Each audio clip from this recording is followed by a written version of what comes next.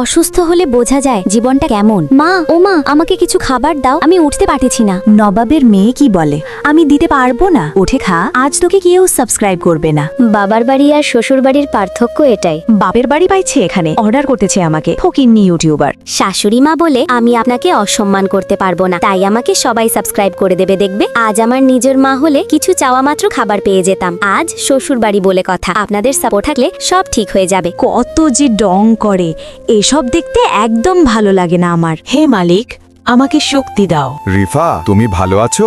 অনেক বেশি মিস করছি তোমাদের। এদিকে আসো, বসো। তোরা বেশি রং ডং করতেছস, তোদের আজ কেউ লাইক এবং সাবস্ক্রাইব করবে না। মা, রিফা আমাকে সব বলেছে। রিফার সাথে তুমি খারাপ ব্যবহার করো। এরপরেও রিফা তোমার সাথে কখনো খারাপ ব্যবহার করেনি। তাই আজ রিফার জন্য সবাই লাইক এবং সাবস্ক্রাইব অবশ্যই করে দেবে। মা, এটা যদি তোমার মেয়ে হতো, তুমি এত খারাপ ব্যবহার করতে পারতে না। মা, আজকে আপনি রিফার সাথে খারাপ ব্যবহার করতেছেন, কাল আপনার সাথে আরেকজন খারাপ ব্যবহার অবশ্যই করবে। এটাই সত্যি। এমন আরো ভিডিও পেতে ইউটিউব চ্যানেলটি সাবস্ক্রাইব করে দিন।